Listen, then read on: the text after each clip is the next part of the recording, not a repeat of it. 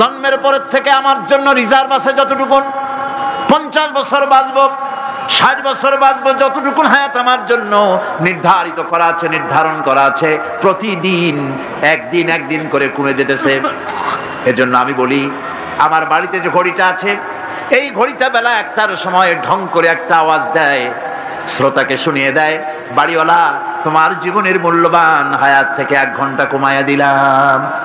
2টার সময় 2টা ঘন্টা লাগায় শোনায় দিল, বান্দারে তোমার জীবনের মূল্যবান সময় থেকে 2টি ঘন্টা কমে গেল। এমনি করে দিন গেল, মাস গেল, বছর গেল, আমাদের হুঁশ হলো না। সময় চলে গেল তাস খেলে খেলে, সময় চলে গেল আমাদের খেলাধুলা করে, শয়তানি বদমাশি করে। সময় কতটুকুন পেলাম?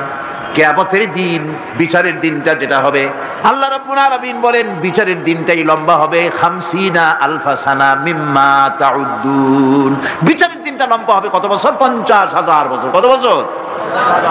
দুনিয়ায় যেভাবে তুমি হিসাব করো, দুনিয়ার গণনা অনুযায়ী হাসরের বিচারের দিনটা হবে 50,000 বছরের মতো লম্বা। এক কিতাবে দেখেছি, তিনি লিখেছেন হিসাব করে, কিয়ামতের ওই দিনটার হিসাবে 50,000 বছর একটা দিন লম্বা। ওই হিসাবে পৃথিবীতে যারা 60 বছর বাঁচলো, সে যেন আখিরাতে 2 মিনিট দুনিয়ায় বাঁচলো। চিন্তা করেছে? মাত্র 2 মিনিট। 60 বছর যারা হায়াত পেল, 2 মিনিট বাঁচলো। এই 2 মিনিটের জন্য কত হাঙ্গামা, কত মারধর, কত সন্ত্রাস, ক্ষমতার জন্য লড়াই, হ্যান করেনগে ত্যান করেনগে, লাঠিকে আমদার মুগুর ভরেনগে, শক্তির ঠেলায় অস্থির। আমার বন্ধুগণ, সময় চলে যাচ্ছে স্রোতের মতো করে, কারো জন্য সময় অপেক্ষা করতেছে না। আমাদের মৃত্যু প্রতি মুহূর্তে কাছে চলে আসতেছে। এই জন্য শায়ের বলেছেন, আগাহ আপনি মৌত সে কোই বশর নেহি, আগাহ আপনি মৌত সে কোই বশর নেহি, সামা সো বরস কে হ্যাঁ পল কি খবর নেহি। মৃত্যু সম্পর্কে আমাদের কারো জানা নাই, যে কোনো মুহূর্তে মৃত্যু আমাদের কাছে এসে যেতে পারে। মৃত্যু সম্পর্কে কিছুই জানা নাই, অথচ প্রতি মুহূর্তে আমরা মৃত্যুর দিকে এগিয়ে চলছি। মাল সামান 100 বছর কি ধরে খাবো তাও জমা করে রেখেছি, কিন্তু এক মুহূর্তের খবর নাই।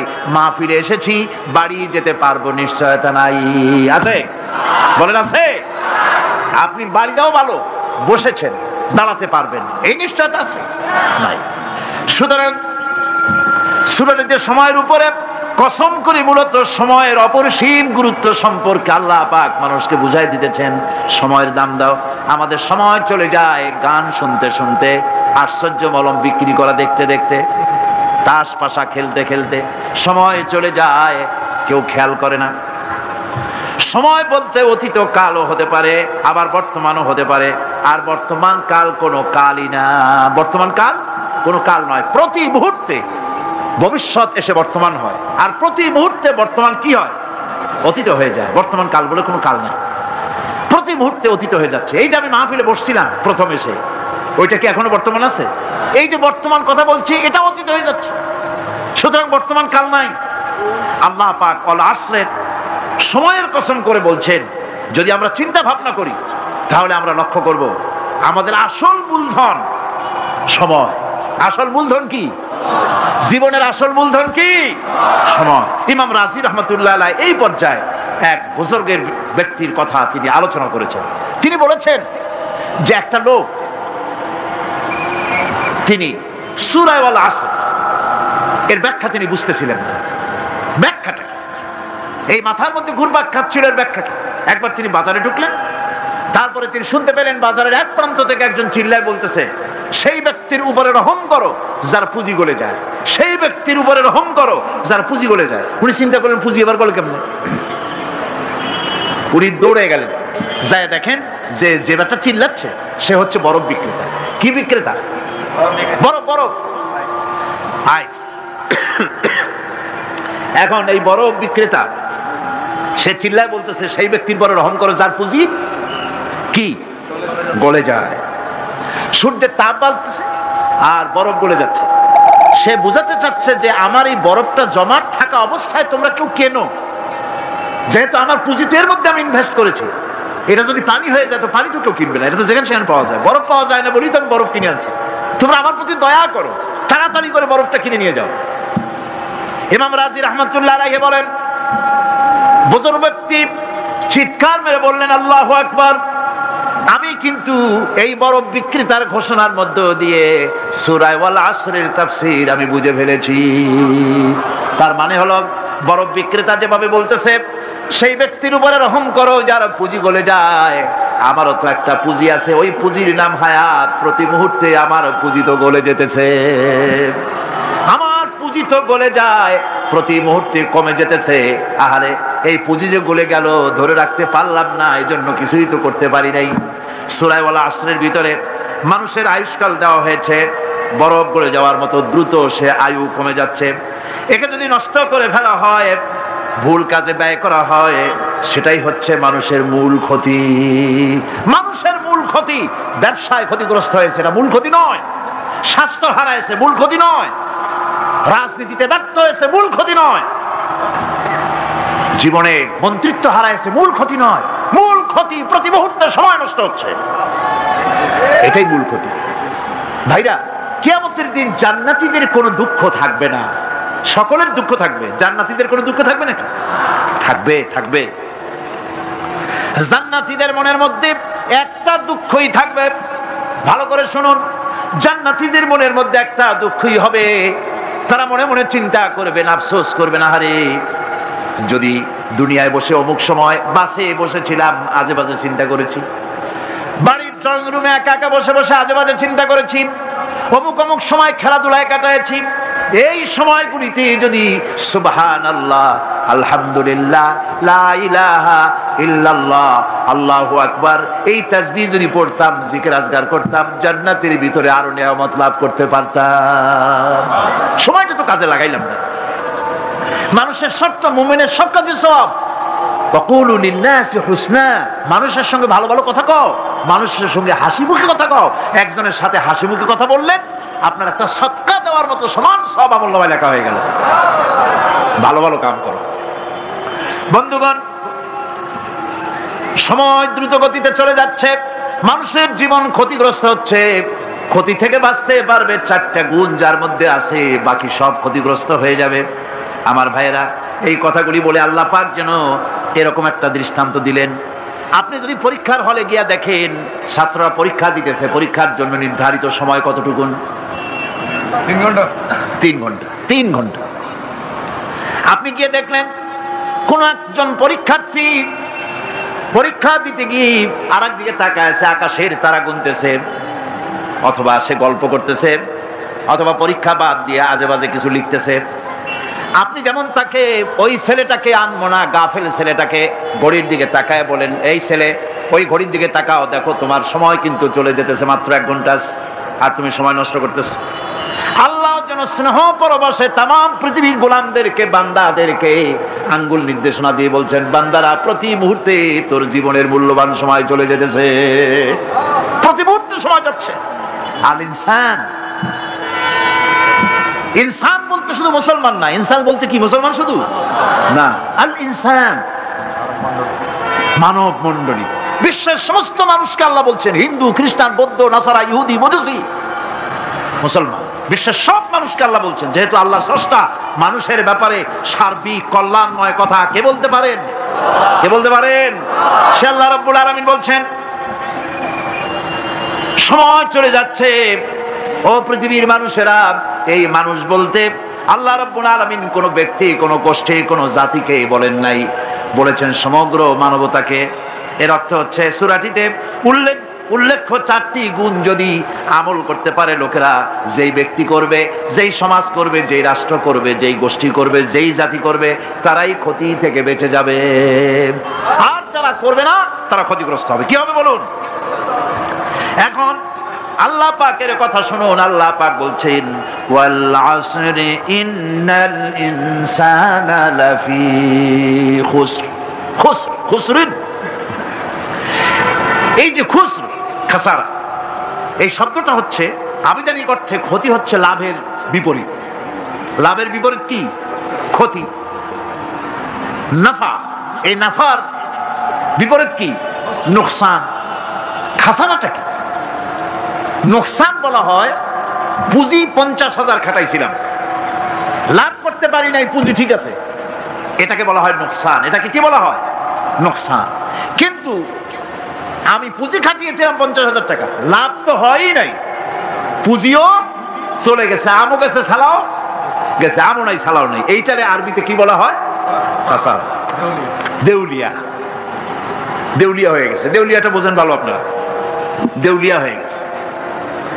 কোরআন লাভ বা সাফল্যের ধারণা যেমন নিছক পার্থিব নয়, সমৃদ্ধির কথা শুধু পার্থিব নয়, জন্ম থেকে শুরু করে মৃত্যু পর্যন্ত কোরআনের লাভের কথা যখন বলা হয় তখন জন্ম থেকে মৃত্যু পর্যন্ত, আখিরাত পর্যন্ত, কিয়ামত পর্যন্ত, ক্ষতিটাও জন্ম থেকে শুরু করে মৃত্যু পর্যন্ত, কিয়ামত পর্যন্ত ক্ষতিটাও।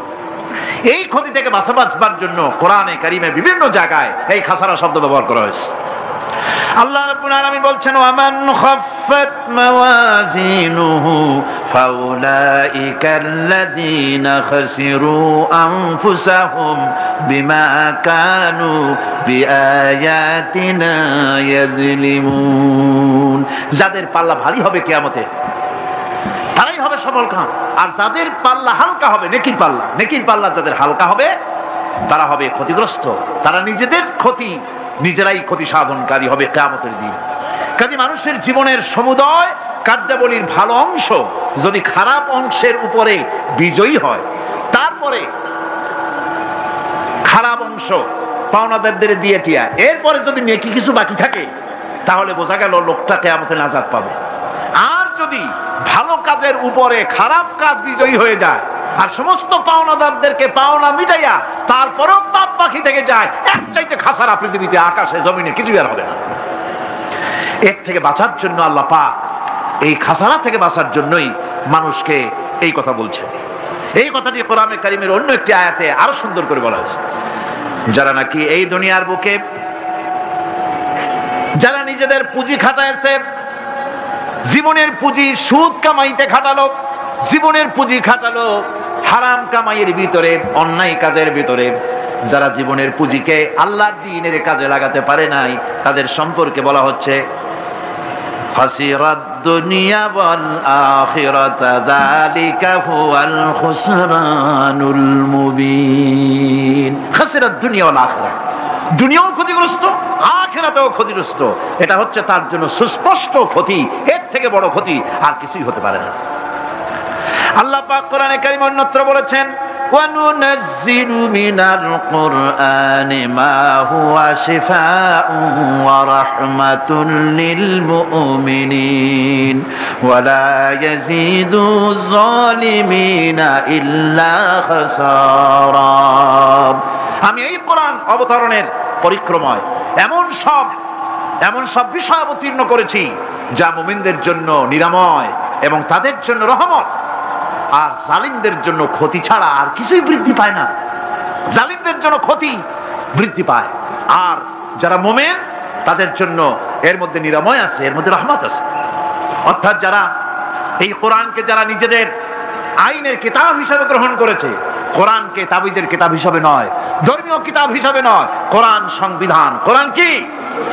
কোরআনকে যারা সংবিধান হিসাবে মেনে নিয়েছে, কোরআনকে যারা সংবিধান হিসাবে গ্রহণ করলো ব্যক্তি, পরিবার, সমাজ, রাষ্ট্রে, তাদের যাবতীয় মানসিক, বুদ্ধিবৃত্তিক, নৈতিক, তামাদ্দুনিক রোগের নিরাময় হবে, এর দ্বারা শান্তি হবে।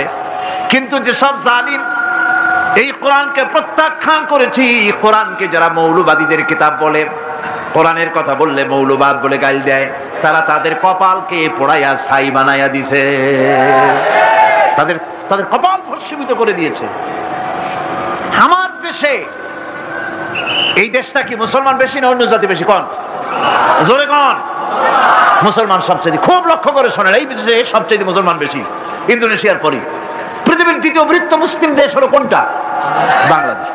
এই দেশে ইসলামরে যত গালি দেওয়া হয়েছে, কোরআনকে যত গালি দেওয়া হয়েছে, আলেমদেরকে যত গালি দেওয়া হয়েছে, রাসূলুল্লাহকে যত গালি দেওয়া হয়েছে, ইসলামী আদর্শকে যত গালি দেওয়া হয়েছে, পৃথিবীতে কোন দেশে এইভাবে ইসলামকে গালি দেওয়া কোথাও হয় নাই।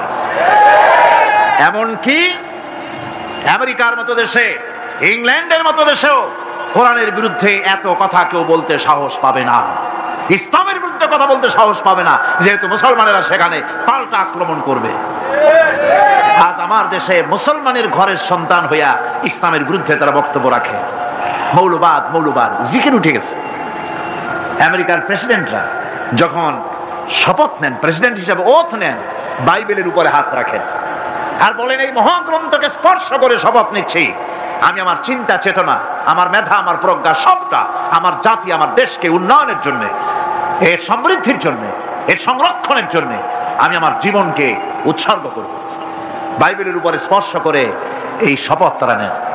আমার দেশের প্রেসিডেন্ট, প্রধানমন্ত্রী শপথ নেওয়ার সময় কোরআন শরীফের উপরে হাত রাখে যদি, তাহলে বলা হবে বেচারা মৌলবাদী হয়ে গেছে।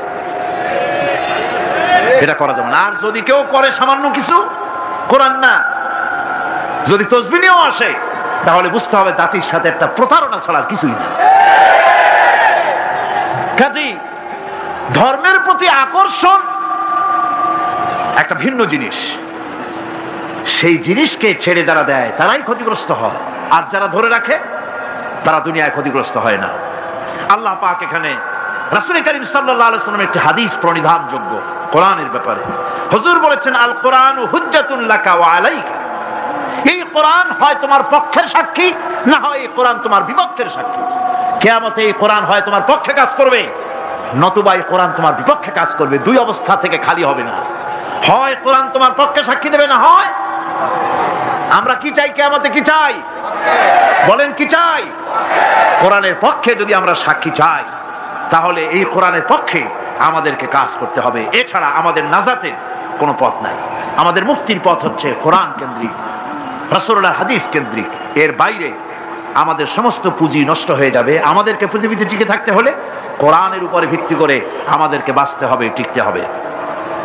কোরআনে কারিমে আল্লাহ রাব্বুল আলামিন অন্যত্র বলেছেন, কুল ইন্নাল খাসিরিনাল্লাযীনা খাসিরু আনফুসাহুম ওয়া আহলিহিম ইয়াওমাল কিয়ামাহ আলা যালিকা হুয়াল খুসরানুল মুবিন।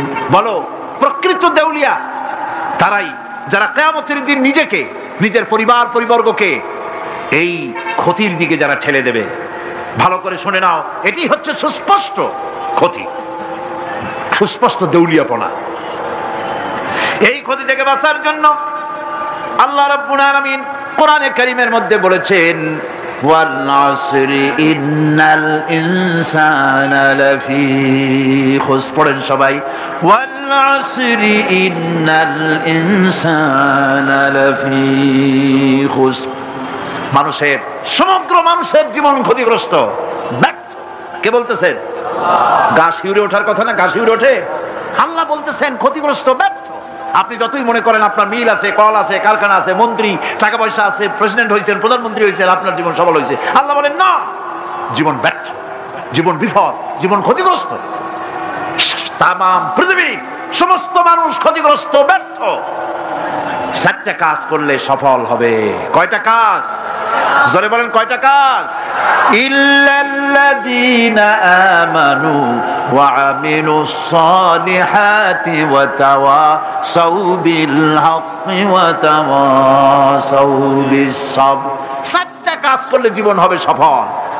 এই ব্যর্থতা থেকে, এই ক্ষতি থেকে যদি বাঁচতে চাই কিনা? কারা কারা চাই? দেখাই তো হাত। কারা কারা চাই? ক্ষতির হাত থেকে বাঁচতে চাই কারা? আলহামদুলিল্লাহ, হাত নামান। ক্ষতির হাত থেকে যারা বাঁচতে চান, আল্লাহ রাব্বুল আলামিন তাদের জন্য ফর্মুলা পেশ করেছেন, ইল্লাল্লাযীনা আমানু ওয়া আমিলুস সালিহাতি ওয়া তাওয়াসাউ বিল হাক্কি ওয়া তাওয়াসাউ বিস সাবর। আল্লাহ পাক বলেন, চারটি কাজ করলে জীবন সফল হয়ে যাবে। কয়টা কাজ? চারটা কাজ করলে জীবনটা সফল হয়ে যাবে। এক নম্বরে ঈমান। এক নম্বরে কি? ঈমান। এটাই হচ্ছে ফাউন্ডেশন। ক্ষতি থেকে বাঁচার জন্য প্রথম যে গুণটি, সেটির নাম হচ্ছে ঈমান। ইসলামে ঈমানের স্থান সর্বপ্রথম, তারপরই হচ্ছে ইসলাম। ঈমান আগে, তারপরে কি? ইসলাম। ইসলাম হচ্ছে বীজ, ঈমান হচ্ছে বীজ, আর ইসলাম হচ্ছে চারা, গাছ। এটা হচ্ছে ভিত্তি। এই ভিত্তিকে সর্বপ্রথম মজবুত করতে হবে, ঈমানের ভিত্তি। ঈমানের ভিত্তি দুনিয়ায় ঈমানের আহ্বান জানাবার জন্যই আল্লাহ রাব্বুল আলামিন সমস্ত নবী এবং রাসূলদেরকে পৃথিবীতে পাঠিয়েছেন ঈমানের আহ্বানের জন্য। দুনিয়ার সমস্ত নবীদের দাওয়াত ছিল ঈমানের দাওয়াত। কিসের দাওয়াত? এই ঈমানের দাবিটা আসছে, দাওয়াতটা এসেছে আল্লাহর কাছ থেকে। কার কাছ থেকে? দেখুন, পৃথিবীর ভিতরে কোন নবীদের কথার সাথে আরেকজন নবীর কথার কোনো বৈপরীত্য হয় নাই। সমস্ত নবীদের কথা একরকম ছিল। কয় রকম? একজন নবীর সঙ্গে তার বক্তব্যের সাথে আরেকজন নবীর বক্তব্যের কোনো গুণগত মৌলিক কোনো পার্থক্য ঘটে নাই, অসঙ্গতি হয় নাই। কারণ নবীরা আম্বিয়া আলাইহিমুস সালাম নিজেরা বানিয়ে কথা রচনা করে তারা মানুষের সামনে পেশ করে নাই। সমস্ত নবীদের কাছে যত দাওয়াত এসেছে একটা অফিস থেকে এসেছে। সে অফিসটা হচ্ছে কার?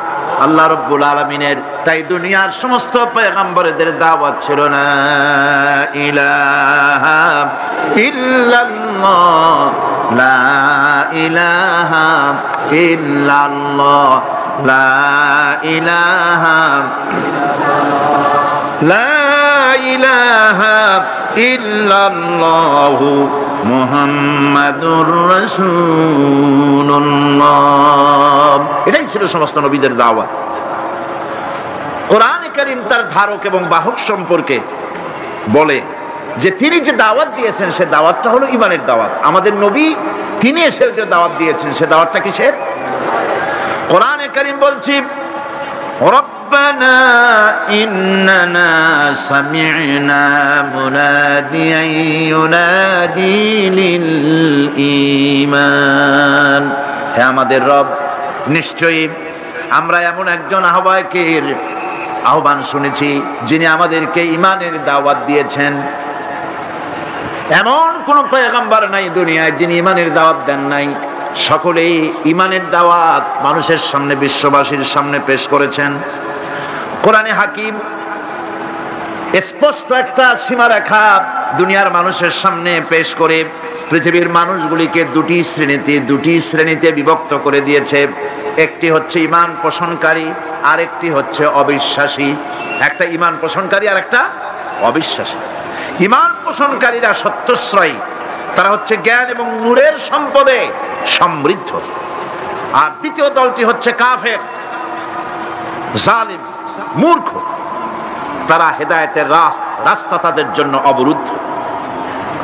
কোরআনে কারীম এই দুইটি দল সম্পর্কে উল্লেখ করতেছেন, মাসালুল ফারিকাইনি কাল আ'মা ওয়াল আসাম্মি ওয়াল বাসীর ওয়াস সামিঈ হাল ইয়াস্তাবিয়ানি মাসালান আফালা।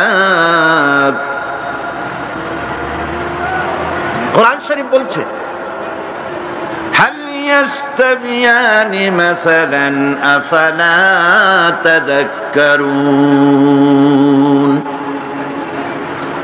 দুইটি শ্রেণীতে আল্লাহ পাক ভাগ করে দিয়েছেন। একটা শ্রেণী হচ্ছে অন্ধ, বোবা, বধির। আরেকটি যারা শুনতে পায়, চোখে দেখতে পায়। এই দুটি কখনো এক নয়, সমান নয়। এই দুটির রাস্তা আলাদা। কাফেরের রাস্তা আর ঈমানদারদের রাস্তা সম্পূর্ণ ভিন্ন। আল্লাহ রাব্বুল আলামিন ঈমান এবং কুফরের পার্থক্য বলে দেওয়ার জন্য গোটা মানব জাতির মধ্যে স্পষ্ট করে বলেছেন, লা ইকরাহা ফিদ-দীন ক্বাদ তাবায়্যানার রুশদু মিনাল গায়ব। দ্বীনের ব্যাপারে জোর জবরদস্তি নেই। এখানে হেদায়েতের পথ এবং গোমরাহি, হেদায়েতকে গোমরাহির পথ থেকে সম্পূর্ণ আলাদা করে দেওয়া হয়েছে। লা ইকরাহা ফিদ-দীন, দ্বীনের ব্যাপারে কোনো জোর জবরদস্তি নেই। যারা ধর্মনিরপেক্ষবাদী তারা এই আয়াতটাকে নিজেদের মতবাদকে প্রতিষ্ঠার লক্ষ্যে অনেক সময় কাজে লাগায়। দুটি আয়াতকে তারা বেশি ব্যবহার করে।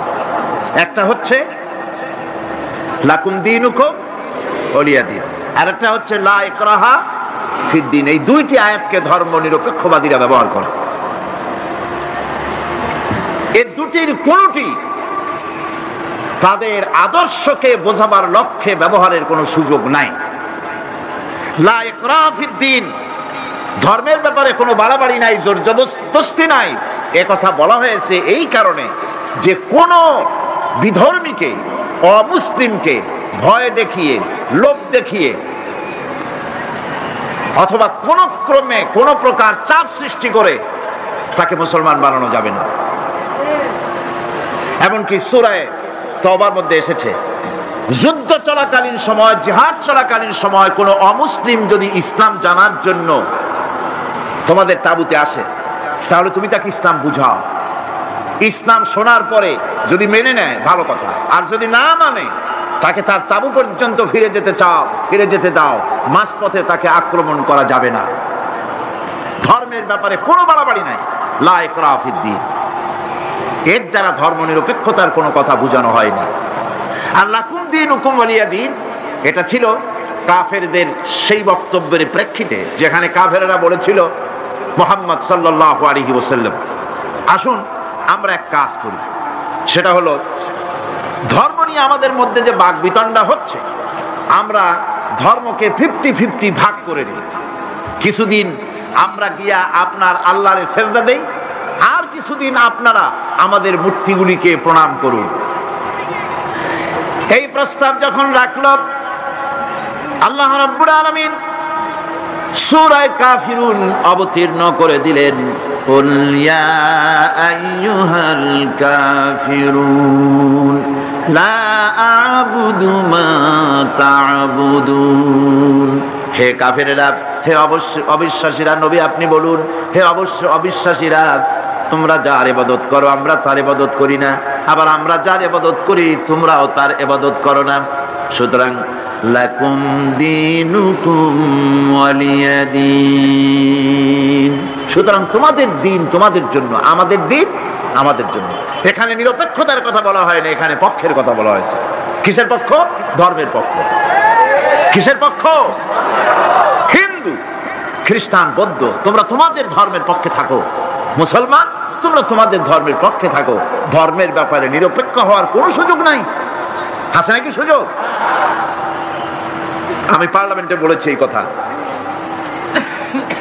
যে একটা ধর্মের উপরে বিশ্বাস করে নিজেকে একটা ধর্মের পক্ষের ব্যক্তি হিসাবে ঘোষণা করে কেউ বলছে, দাবি করছে আমি হিন্দু, কেউ বলছে আমি বৌদ্ধ, কেউ বলছে আমি খ্রিস্টান, কেউ বলছে আমি মুসলমান। নিজেকে একটা ধর্মের বিশ্বাসী ঘোষণা করার পর আমি ধর্ম নিরপেক্ষ, এই কথাটা মিথ্যা, বানোয়াট, জালিয়াতি, প্রতারণা, মুনাফিক। কোন ধর্মের অনুসারী ব্যক্তি ধর্ম নিরপেক্ষ হতে পারে না। কেবলমাত্র নাস্তিক, যারা আল্লাহরে মানে না, আল্লাহকে স্বীকার করে না, ওরা বলতে পারে আমরা ধর্ম নিরপেক্ষ, ধর্মের ব্যাপারে আমরা নিরপেক্ষ, গুলো মানি না, বিশ্বাস করি না। কিন্তু যারা ধর্মে মানে, সেদের যে ধর্মেরই হোক না কেন, সে ব্যক্তি ধর্ম নিরপেক্ষ যদি দাবি করে, এটা মিথ্যে কথা, এটা মুনাফিকি ছাড়া কিছু হতে পারে না। মুসলমানকে, যে কোনো জাতিকে যে ধর্মে আছে ধর্মের পক্ষে থাকার কথাই বলা হয়েছে। এখন আমি বলতেছিলাম ইমানের কথা। ইমান আগে আনতে হবে। ইমান সম্পর্কে আল্লাহ রাব্বুল আলামিন বলতেছেন, ইমান হলো আগে, তারপরে ইসলাম। আবার ইমান আনার আগে আবার কুফরি একটা শব্দ আছে, সেটা হলো ফামান ইয়াকফুর বিত-তাগুতি ওয়া ইউমিন বিল্লাহি ফাকাদ ইসতামসাকা বিল উরওয়াতিল উসকা লা ইনফিসামা লাহা ওয়াল্লাহু সামিউন আলীম। যে ব্যক্তি তাগুতকে অস্বীকার করেছে, সর্বপ্রথম তাগুতকে অস্বীকার করতে হবে।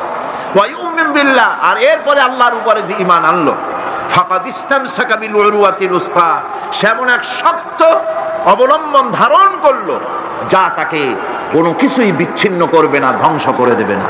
সুবহানাল্লাহ। এখন সত্যিকারের ইমানদারের পরিচয়টা কি?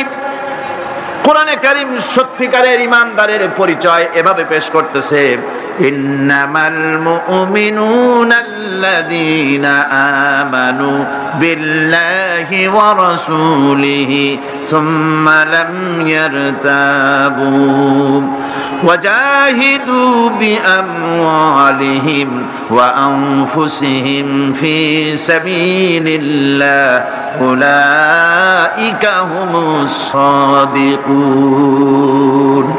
ঈমানের দাবিতে সত্যবাদী কারা? ইন্নামাল মুমিনুনা আল্লাযীনা আমানু বিল্লাহি ওয়া রাসূলিহি, সত্যিকারের মুমিন তো তারা যারা নাকি ঈমান এনেছে আল্লাহর উপর এবং রাসূলের উপরে। এই ঈমান আনার পর সুম্মা লাম ইয়ারতাবু, এরপরে কোন সন্দেহে সে নিপতিত হয় নাই, কোন সন্দেহ তার মনের মধ্যে জায়গা পায় নাই, আর সে আল্লাহর রাস্তায় জিহাদ করেছে মাল দিয়ে, জান দিয়ে। উলাইকা হুমুস সাদিকুন, এরাই হলো ঈমানের দাবিতে সত্যবাদী। সুম্মা লাম ইয়ারতাবু, অথবা এক বিন্দু সন্দেহ মনের মধ্যে জায়গা দেয় নাই, অর্থাৎ ঈমান আনছি কার উপরে? আল্লাহর উপরে। কার উপরে? আর তার রাসূলের উপরে। আল্লাহ এবং রাসূলের উপরে ঈমান আনার পর যারা আল্লাহ এবং রাসূলের বিধান জীবনের সকল ক্ষেত্রে মানতে পারে নাই, তারাই সন্দেহে নিপতিত হয়েছে। কথা বুঝতে পেরেছেন? তাদের সন্দেহ এই কোরআন মানুষের জীবন, তার সম্পদ, তার রাজনীতি, তার অর্থনীতি পরিচালনা করতে পারে না। সেই জন্য ধর্মের ব্যাপারে কোরআন মানি, ধর্মের ব্যাপারে নামাজ আর রোজা মানি, কিন্তু রাজনীতিতে ধর্ম মানি না। এটাই হলো সন্দেহ। এটাই কি? সন্দেহ, অবিশ্বাস। জীবনকে তারা দুইটা ভাগ করেছে, এক ভাগ রাজনীতির জন্য আর এক ভাগ কিসের জন্য? ধর্মের জন্য।